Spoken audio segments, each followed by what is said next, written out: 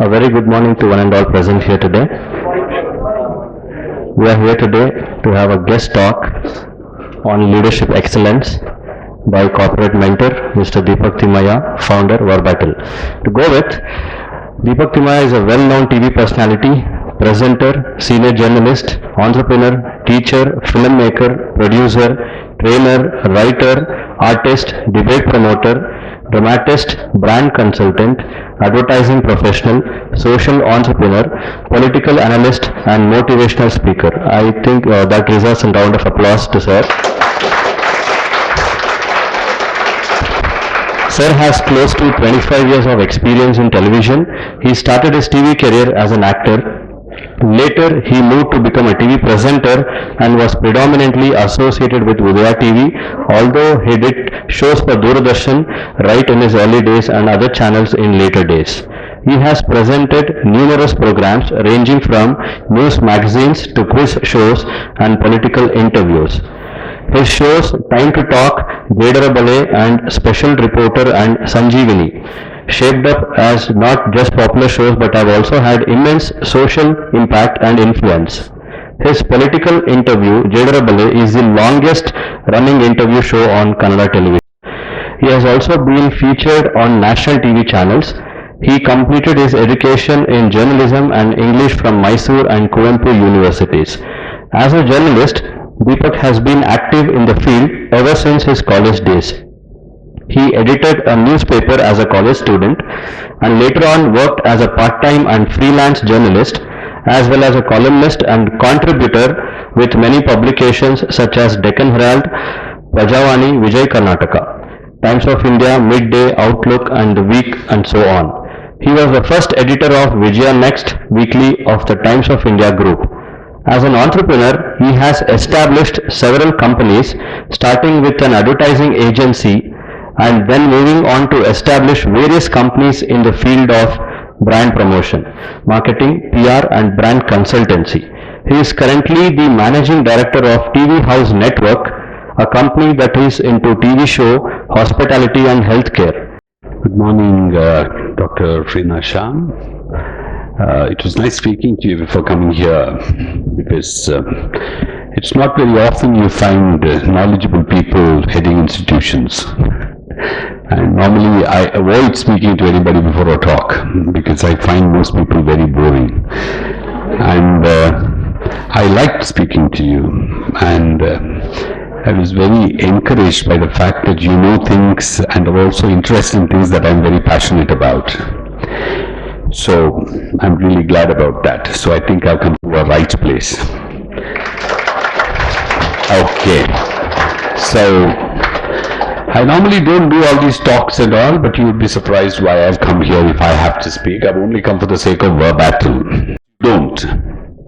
But I think sometimes you have to keep on this mission of trying to speak to people and keep, making them understand what you really want them to do or what you really feel that they should be doing, because I get inspired by this beautiful story all the time. Some people say that, it's of no use, why do you speak? And particularly when I go out to speak to young people, there is always this very disappointing tone in the media circles and elsewhere.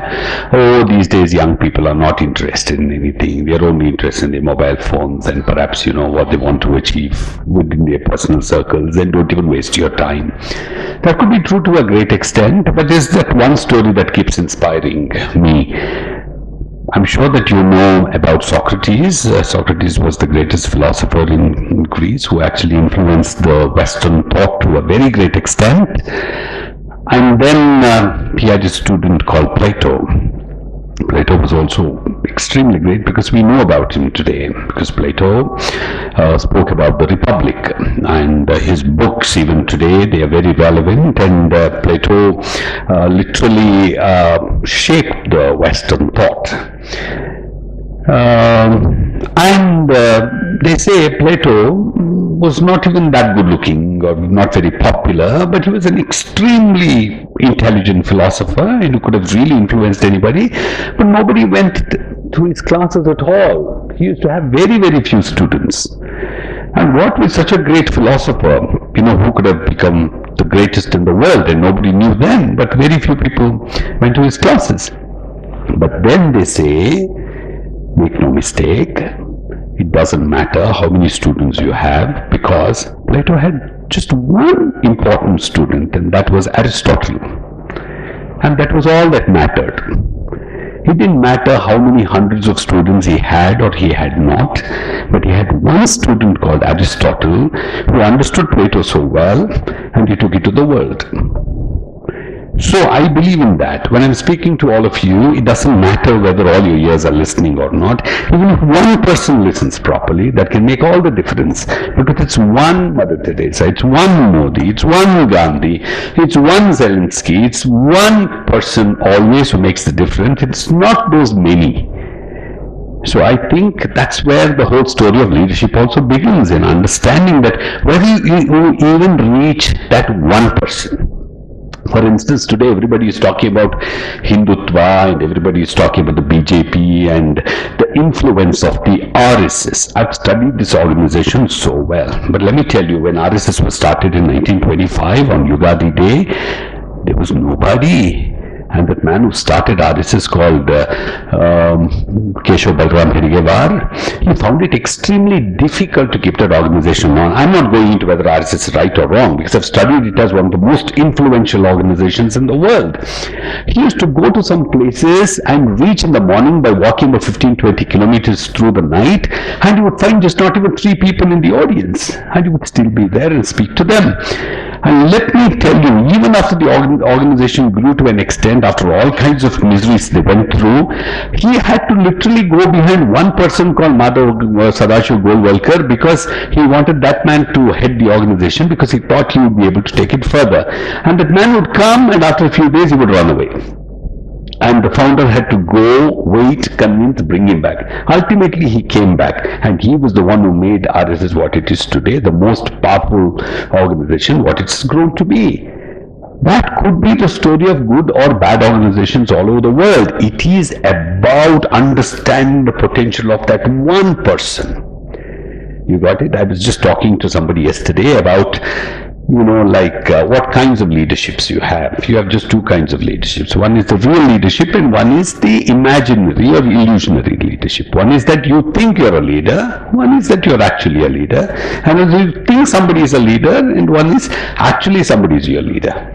For example, today maybe America thinks it's the big boss of the world, but I think today Ukraine is. Because Ukraine is actually teaching the world as to, how you can be an example to every other democracy in the world. And you didn't even know who Zelensky was. And today I think he's a champion of, democracy in the world, and not Biden at all, with all his weapons and economy and everything. So ultimately the test of a leader is in the battlefield or in the social spaces, that what kind of influence you have. There are some qualities that make a person a leader. First of all, like me having spent a lot of time with politicians, the most time that I've spent in my life is only with politicians. Phone tagondogu horage. So, politicians. So, I've seen a lot of politicians from very close quarters. I've been very fortunate in having spent a lot of time with Mr. Arun Jaitley, too. A lot of politicians, Indian and foreign politicians, and particularly in Karnataka, I think that I've had the good fortune of spending time with a lot of time at very, very close quarters with literally every politician of importance. But what I've understood from all that is that, like, something very beautiful that Mr. Krishna Bairegowda said. Krishna Bairegowda, who is the MLA of Batrayanpura and the former minister, who's one of the clever guys that I've known in politics, he said, if as a leader, if you do everything that your followers want you to do, you're not a leader. You are the follower of your followers. If your followers do what you want them to do, in spite of them wanting to do something else, you are their leader. Because the leader is supposed to lead, not follow. You need to take the opinion of your followers, but you need to show them the way. You need to show them the path. You need to stand and take the risk. You need to be the first guy who should be ready to fall. You should be the guy or girl, or whatever, I'm sorry to use this, I'm sure that it should be gender neutral, but you should be the person who should be ready to know and also to implement it in your life, that there are risks of being a leader. You understand? Leadership is not about, this, I think there's people talk about corporate leaderships. But let me tell you, the only corporate leader that I have hated to an extent and disliked to a great length of time, but now I've started liking a lot, is Elon Musk. I always thought he was like just a guy who used to faff, and I thought he was on some substance, and that's what he was talking, why he was talking like that. But now I started realizing, if this guy, in spite of, so many failures, and the kind of things that he says, and if his company is still robust and he stays the richest man, and he does what he wants, I think there's something right about him. And that's what we need to actually be watching. The biggest thing that I see about him is the courage. Who else would have the courage of being the richest man basically because of the worth of his company and him doing such risky things in business, and with that going and inviting Putin for a duel or a boxing match, or wrestling or something like that? Who would have the guts to do that? And with that, he could lose everything overnight. Not just because of that. Many of his investors could say that, you're getting the backs of, important people like Putin and others, like we don't want to do anything, and they could just make him the poorest overnight. But he's not bothered. I think that is a real man, not in terms of gender, in the sense, somebody who has the courage to take things on. The same thing, the kind of ideas that he's coming up with, the kind of things that he's saying. Yesterday I was watching an interview, and the first question he asks is, Elon Musk, don't you think, it's a very privileged position that you're the richest man on earth? He says, no, I don't think I'm the richest, I think Putin is, he says. Who would have the guts to say that? And most of the politicians, most of the businessmen are known to be cowards. They don't have the guts to say anything at all because they are worried. Because most often they're doing bad business. And so they're morally extremely weak. I know of a certain big business person in Bangalore itself during the time of Kumaraswamy as the chief minister, and that person's business was dealing with some substance. I won't actually specify what it was, and that person was going around criticizing the government, saying this government is like this, like that, we should do this, that and everything. And after a few days, that person went completely quiet because the government found out that that person's business was not paying some certain taxes properly in importing some things from China, and the government didn't say anything. They just sent a small intimation about, look, we can do something about it. And I see a picture of that person with Kumaraswamy the next day having coffee and praising him to the skies. And these are the kind of leaders we have. Like your director was talking to me about, media organizations, and when you don't have the moral courage, you should not even aspire to become a leader. You got it? Why we still talk about Mahatma Gandhi, we still criticize Mahatma Gandhi, we still find fault with Mahatma Gandhi, and Mahatma Gandhi is still relevant because he had the moral courage to be examined. That's why Socrates said, a life not examined is not worth living. I always say that if at all you are made of gold-coated body, you're afraid of anybody scratching you, because the moment they scratch you, what is beneath that coating will be exposed. But if you're made of solid gold, you're not worried about anybody scratching you, because the more they scratch, more they will find you are more and more gold to the core.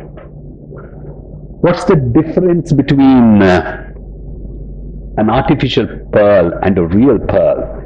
As you scrape the real pearl, you can see more and more real pearl underneath. But the moment you scratch an artificial pearl, you know that the pearl was just on top. There was nothing beneath.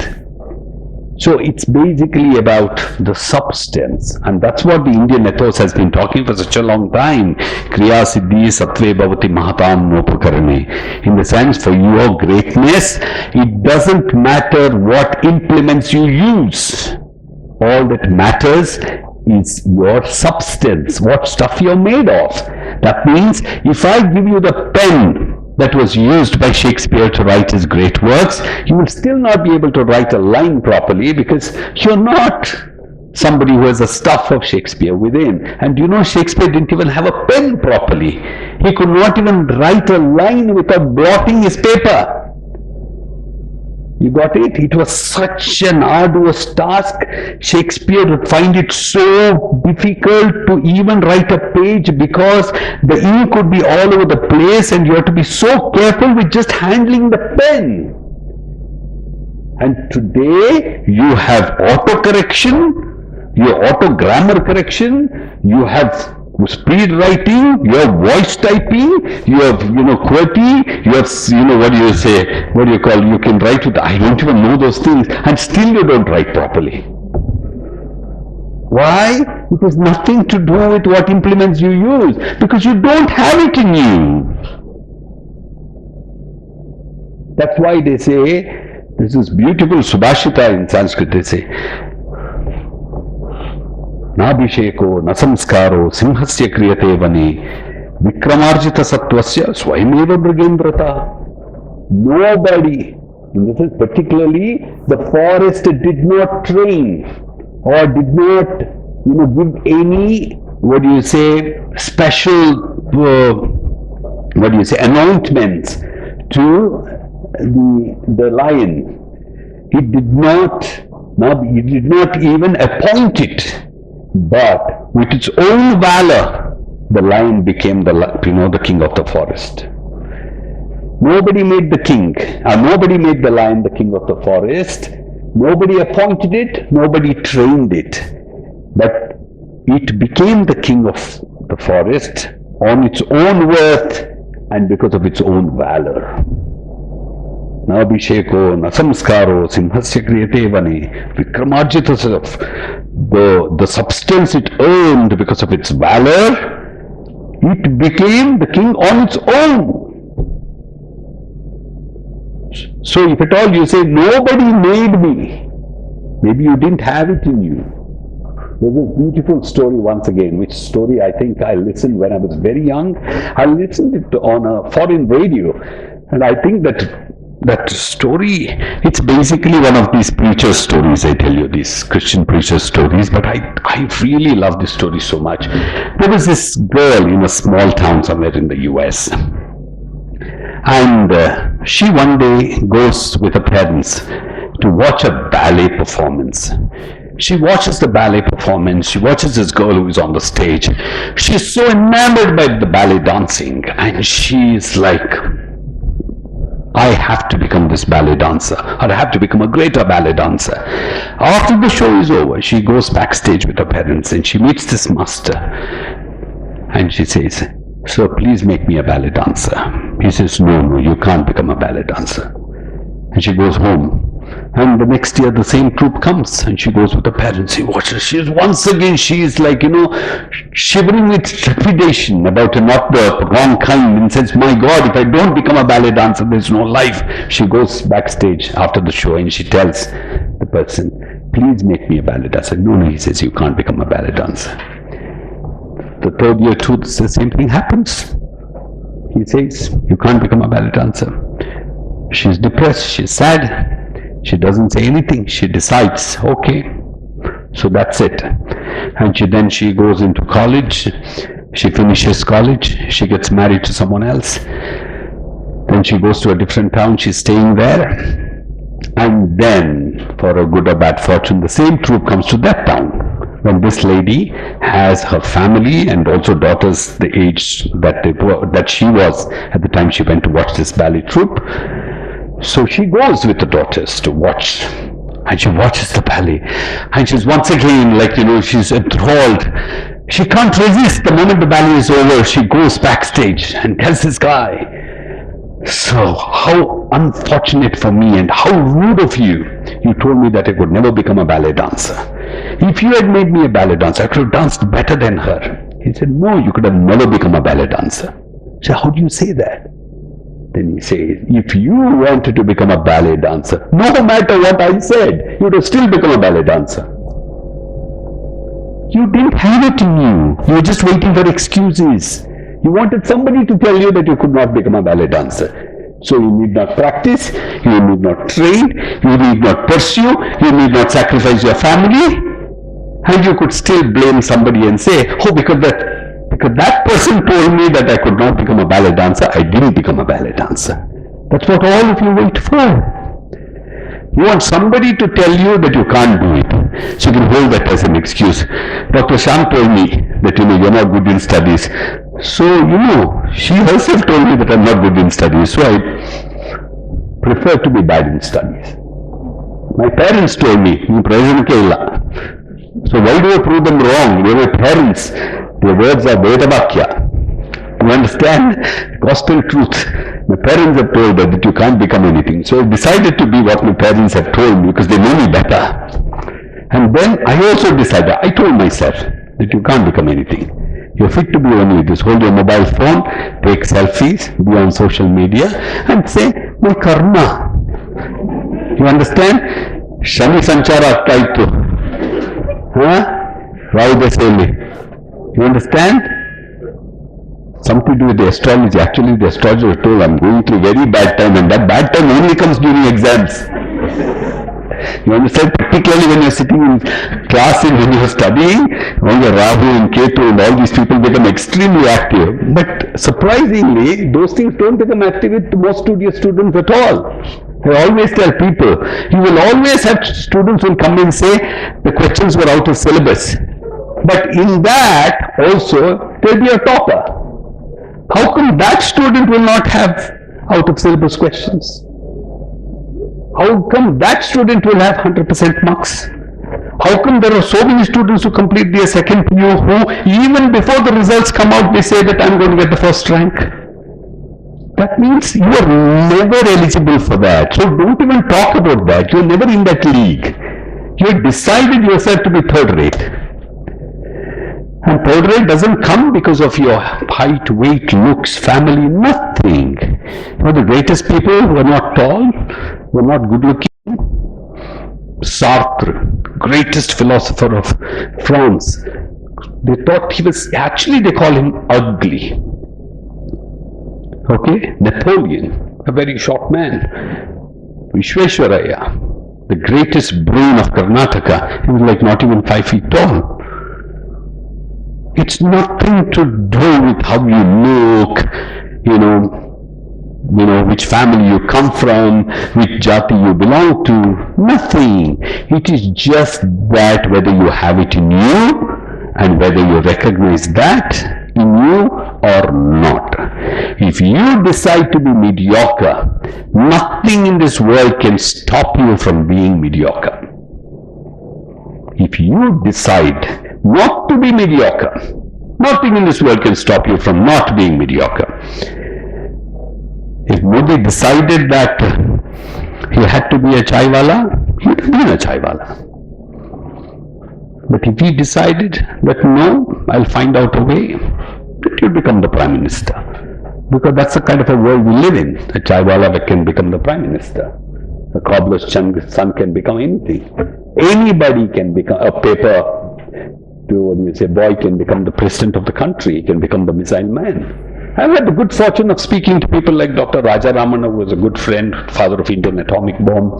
So many other people also. They're not extraordinary people because of their birth. They just realized that this one life cannot be wasted.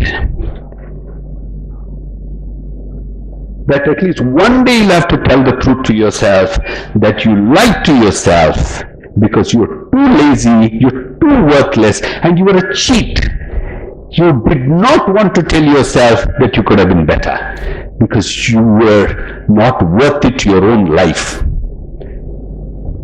Don't even aspire for anything else. Be cattle. Who is stopping you from becoming cattle? That's about being a leader to yourself. is about being a leader. First, lead yourself. Take yourself on the path where you need to reach. Then you become leader for others. I've seen successful IAS officers, businessmen. I was just talking about one businessman. I was just talking in the office. A man who is doing so much business, so successful. These people don't even rely on their secretaries. They book their own appointments. They take care of their own guests. They write their own letters. They send their own messages. Because they believe in themselves first and then everybody else. If their secretary is better than them, then they are not worth it to begin with. You understand? The secretary should be their boss. If you're the boss, you're even better than your secretary. You're better than your managers. You're better than everybody else. So if there is anybody who is better than you, then you're not good enough. You're second, third, or last. So that's about leadership. Radical thinking. So anyway, let me take a few questions.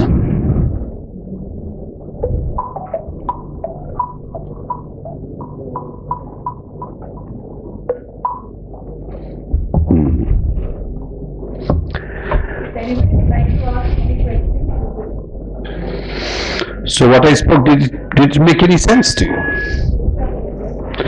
So how many of you took it like the customary right here and leave it with the left here? Because some of you, I'm sorry, but that's the way some of us are made. Even if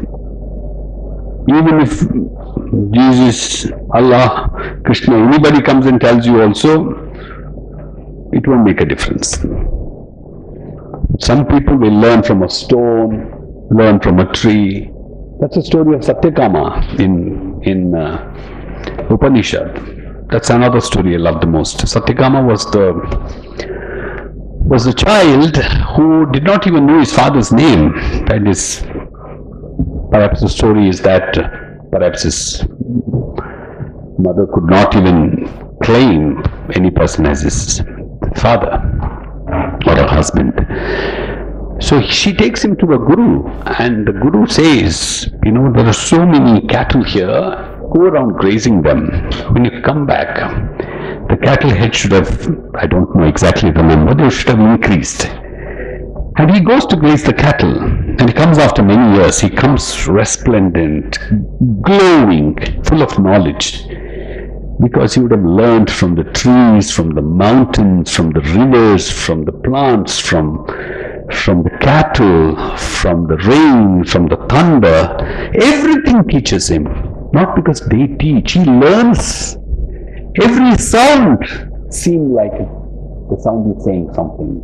If he hears the, he thinks it's dharma.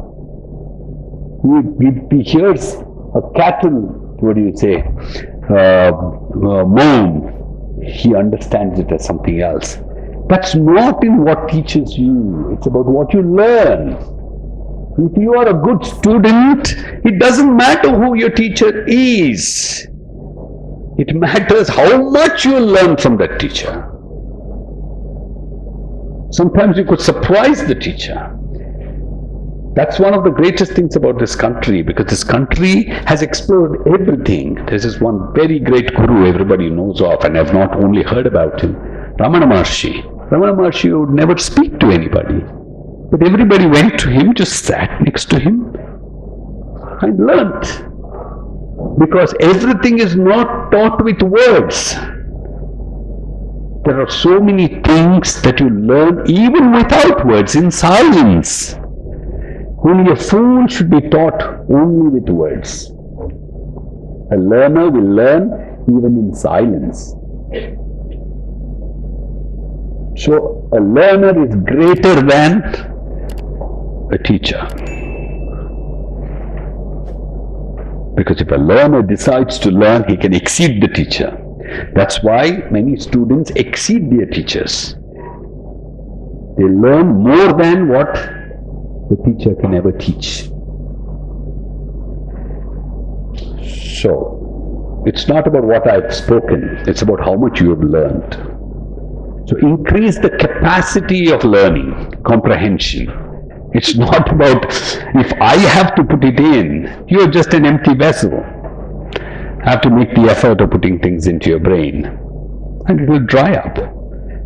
If you have that human brain, you will interpret it, you will comprehend it, you will ascertain it, you will digest it, you will ingrain it, you will ingest it. You understand? And you will come up with something else.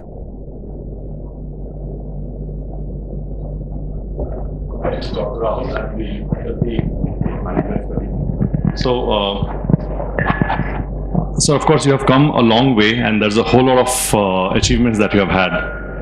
So what was your moment of realization? What was your moment of realization that you can make a difference? So your journey would have started somewhere. That's a very nice question, but I've never thought about it. But I think that I was a very, very, active learner since I was a very young child myself. Maybe since I was about 1, because my mother says that I literally remember everything since I was 1 year old. So I did not, I was a learner in the sense I was observing everything, because I knew that everything would come to use. Like she says, when I was just 1 year old and I was traveling to Rai Bareilly on a train, and she was so surprised that many years later I told, how could we see those peacocks on the, in the fields, when we're traveling by train? But she said, it's impossible for you to remember. But I said, I didn't ask you then, but I'm asking you today. And so why did they serve, curd rice? And how could they serve curd rice if the train is not stopping from where they get curd rice? So in the sense, you can be two things. You could be just a traveler, or you could be the explorer. There's a difference between a traveler and an explorer. You know these two different things. Like Columbus was not a traveler, he was an explorer. So every inch matters to you. And I know very well that if people are living and one day they go away by dying, which is inevitable, jatasya dhruva mrityu, all of us born are traveling to only one destination, and that's the death. That's what Bhagavad Gita says. Jatasya dhruva, there's only one destination, and that's the death.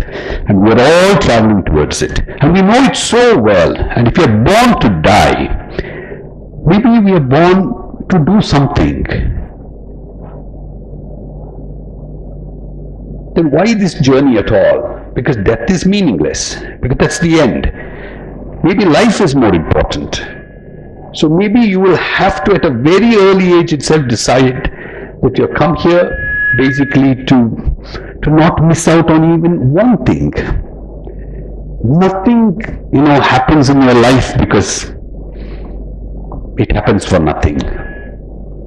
Maybe everything is there for you to completely ascertain, and you have to at least document your own journey. So I think life celebrates its greatness in life itself and not after it. So it's about how you lived is more important than why you lived, because you're not going to answer anybody at it. It's for other people to interpret it. But at least when you're living, you say, oh my God, I'm able to see, I'm able to talk, I'm able to eat, I'm able to enjoy, I'm able to experience what a marvelous being I am. And the very celebration of life, like when I went to Louvre Museum. Have you heard of Louvre Museum in France, in Paris? It's the greatest museum where Mona Lisa is. And there's this beautiful statue, Nisus, and I don't know, you can actually Google it. It's one of the most beautiful statues. When I stood in front of that statue and I watched it, I cried. I was alone, but I cried. Do you know why? Because I said, look, I have the same hands as Thimmaiah, who actually made that statue. He could make such a beautiful thing with just the same 2 hands like me, but I am not able to do it. But then somebody else said, you can do so many other things with those hands which you're not doing, perhaps by sculpting or carving. But I still thought, if he can, create such an enduring beauty, which can stand the test of time, where he can actually, you can see when his friend, is dying because of being shot by an arrow, and this person, his agony, his pain, cast in marble, carved so beautifully. I just thought how great it is to be a human being. How we don't even realize these 10 fingers have created the whole world. Today we have these computers, to these books, to these buildings, to this technology, to everything with just 2 hands. Human beings don't have anything else. And we don't even know the marvel of these 2 hands. That's why they say in Hinduism, every morning look at your hands and, say this shloka, Karagre Vasate Lakshmi, Karamadhye Saraswati, Karamule Sthite Gauri, Prabhate Karavarshanam. Look at your hands, because this is the source of your wealth. This is where Lakshmi is. All your transactions you do with your hands. Karamadhye Saraswati, you actually, when you hold the pen, the concentration, it's in the center of your hand. And when you pray, you join the corners of your hands. Karamule, Sthite Govinda or Gauri or whatever it is according to their belief. Okay? So this is the culture. And my grandmother said, see, every morning she would touch the floor and do namaskara. And the same thing that is in Sanskrit. Samudra Vasane Devi Parvatastana Mandale Vishnupatne Namastubhyam Padasparsham Kshamasvame. Mother, you are the wife of the Lord Himself, and you are so great, and I walk on you with my feet. Please forgive me. These are the things I think. I'm not talking about it being religion. It's about basic respect for your life. Basic respect for the earth that you walk on. Basic respect for your hands that make your life. Imagine, like the other day I was just telling what Tolstoy said. Tolstoy was a rich man. Somebody came and asked him for a loan. I may not know the exact numbers. I think somebody came and asked him for 1,000 rubles. He said, 1,000 rubles? Very little money. But all that you have to do is just give me a finger. So he says, are you crazy? How can I give a finger for just 1,000 rubles? He said, it's okay, fine, don't give me a finger, I'll give you 10,000 rubles, give me a hand. He says, there's something terribly wrong with you, Tolstoy. Why would you ask me a hand? How would I give it to you? Then he said, I'll give you 1,000,000, give me both of your hands, or something like that. Then this man said, Tolstoy, you're gone mad, terribly raving mad. How will I be able to give my hands or my limbs for 1,000,000 rubles? And he said, you yourself are worth millions and millions in your body. Why you come to ask 1,000 rubles from a poor man? Have you ever realized that you won't give your hands or your legs or your eyes even for crores of rupees? You won't. Even if you have to give, I heard in 99% of the cases when a person needs kidneys, neither a wife donates. Okay? If the man has a wife, and if it's a woman, in literally every circumstance, they have to find a stranger as a donor because nobody is ready to give the kidney to a woman. ನೀನು ಪ್ರಾಣ ಕೊಡ್ತೀನಿ, ನೀನು ಜೀವ ಕೊಡ್ತೀನಿ, ಒಂದು kidney ಕೊಡು, ಹೇಳಿದೆಯಲ್ಲ. This is the fallacy of life. We don't think about it. Knowledge is realization. It is not in the books. It's realization. That's why knowledge is not jnana. Jnana is perception. In Sanskrit, many people equate the word jnana with knowledge. That's wrong. Knowledge is prama. Jnana is just perception. From perception, you get knowledge. So you have to be aware. You should be aware of your hands. You should be aware of your legs. You should be aware of those beautiful eyes that get you to see the world. You should be thankful to your ears. You can listen to me speak. And when you can't speak, if you're not, when you can listen, if you're not listening, how cursed you must be. How sad you must be. How worthless you must be. Don't go by what I'm saying. Just think for a moment. All that you use your eyes for is to just look at those reels. Huh? I'm sure God must be planning to make you blind in your next birth. Huh? I'm sure. That's how. That's the karma theory. You don't use something, you don't get it in the next birth. Today, one of the reasons is that I was fighting through the journey because I was getting late by 2 minutes, which I didn't like it at all. So my mood was spoiled and I'm a little distracted. I could have spoken better perhaps. And I don't think I've spoken very well today. So that is what it is. And the second thing is I have a severe pain in my foot. I was just telling your director, I just recovered after a week-long suffering. So forgive me if I've not been in my full steam. Yeah. Sir, in many areas, in many circles, you are already successful person. I still don't know. That's a myth. Very little time. Every day I feel, oh my God, just few more years left. Sir, and what is the secret of your success? The same thing. Just realizing that you're not permanent here. You have to do as much as possible before you go. So, in one particular area, you don't have any goals, sir? Nobody. Even if to a few of them, I could be somebody, I think that would be the happiest thing in my life. Because sometimes I think of some lady, some poor lady who doesn't have food for the night, she doesn't have anybody to care. She's just sitting somewhere and she's just thinking, my God, I am nobody. If I could know that person, if I could go and say, look, I am there. You understand? That's what. I think that's the only thing that would give me more pleasure. And the most beautiful thing that I like to see is, I would like to see a hungry person being fed by me, and I want to watch that.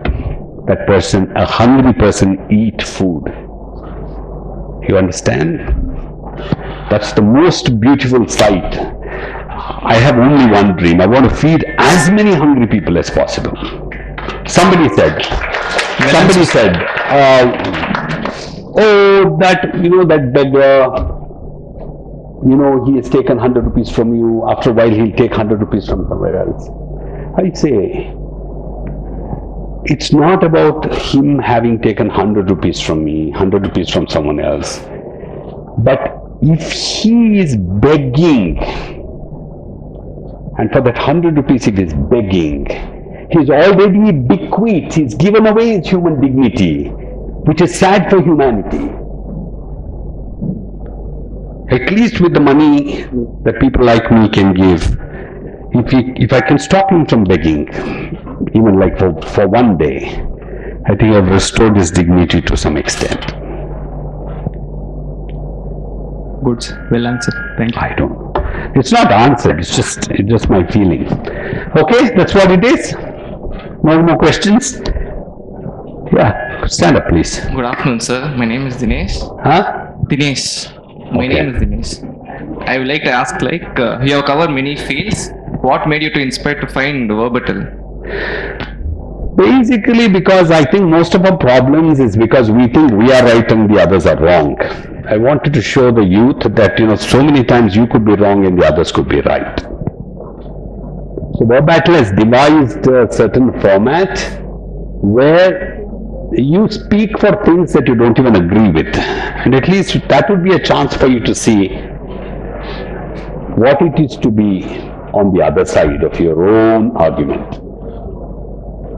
For example, 90% of the people who speak against Muslims don't know what it is to be a Muslim. They know nothing. It's just their imagination, it's just their perception. The same way a lot of Muslims don't know anything about what the other people think. I was just thinking, if somebody hates Muslims, or somebody hates Hindus, you need to just find out what is the basis for that, from where did that come. I think you can solve problems better. Nobody wants to go to the root of the problem, because then you find solutions. Nobody wants solutions, because it's not politically beneficial. Okay, fine. Good afternoon, sir. I'm Varsha. Can I see you? Can I see you? Come this side. Yeah. Sit down, Sir, sit good down. afternoon, sir. Yeah. So, what made you to choose this career, sir? What career? There are many careers. The film industry. I thought acting was a very good decoy to fool a lot of people, to get them to believe, because I think I could cry very easily when I was young. I could do all emotional dramas to get things done. So I thought acting was a very powerful tool to deal with people. So I really got very passionate about acting. In fact, I thought I was going to become a very good actor, but I think I got caught up in a lot of things when I was 3. See, I tell you, whatever many people actually you don't even know, because my resume or whatever they have read it's 3 to 4 years old. Okay, verbatim, 17 years old, he's at 13 years old. You know, the book was released 4 years ago. There's so many other books that have come after that and whatever. I feel, if you ask me in my heart, I feel I've done nothing. I've done nothing. And I'm scared. I feel there's so much to be done. Not about to show to anybody else. The only person I want to show is me. You may think I'm the greatest, or you may think I'm nothing.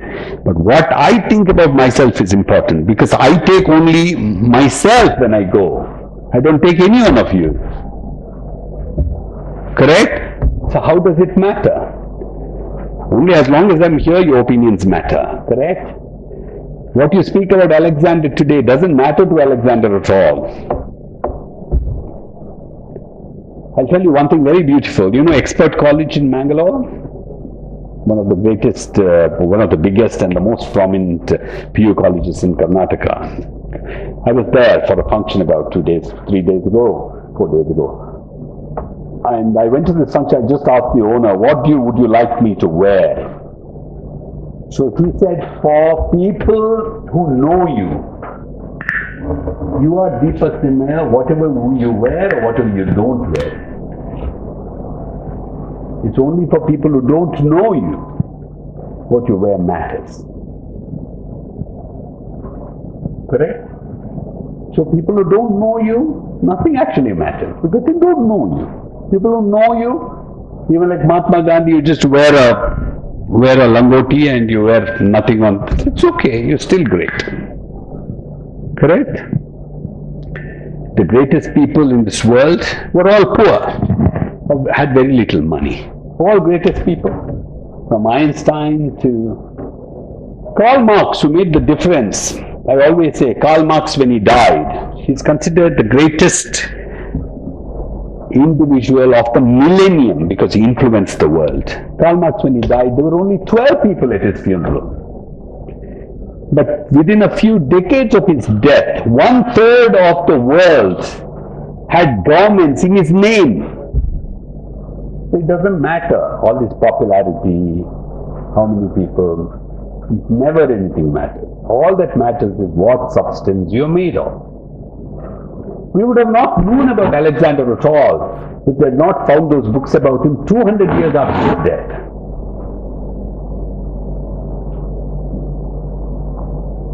Otherwise, you just say Alexander was not there, just because you didn't find those books. Maybe there were greater people than him. You don't know about them, that's all. How does it matter to them after they are gone?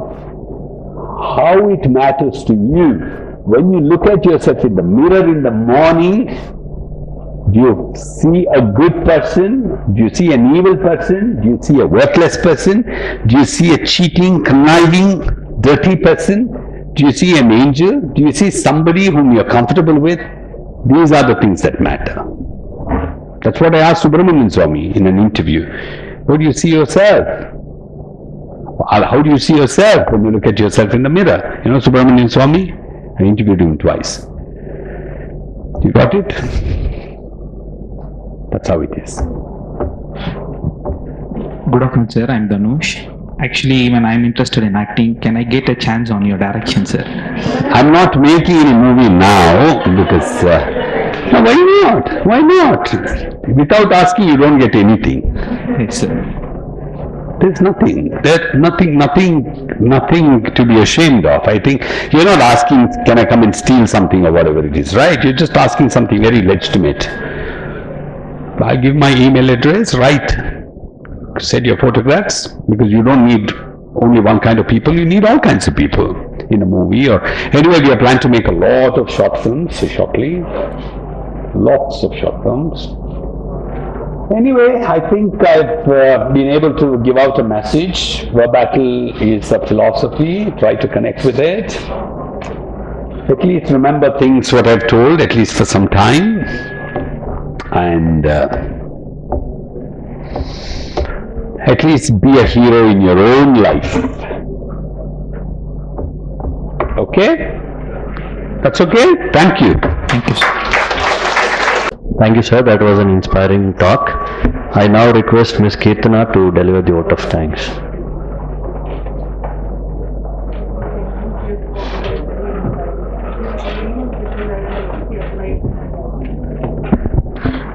Good afternoon, everyone. On behalf of IASMS team and MBA First Sem, it's my privilege to propose the vote of thanks for today's guest talk. My gratitude and respect for our guest speaker, Deepak Thimmaiah, founder of Verbatim, for not only sparing his valuable time for us, but also for enlightening us with his talk on the subject. Thank you, sir, for enhancing us and understanding pertaining to the concepts like effective leadership, gaining confidence, and having a moral courage. You have indeed put best of your efforts to make this event unforgettable. I'd like to thank our beloved director, Dr. Reena Sham, our teachers and technical staff of Seminar Hall 2 for making this event possible and a successful one. Once again, I thank one and all present here. Thank you.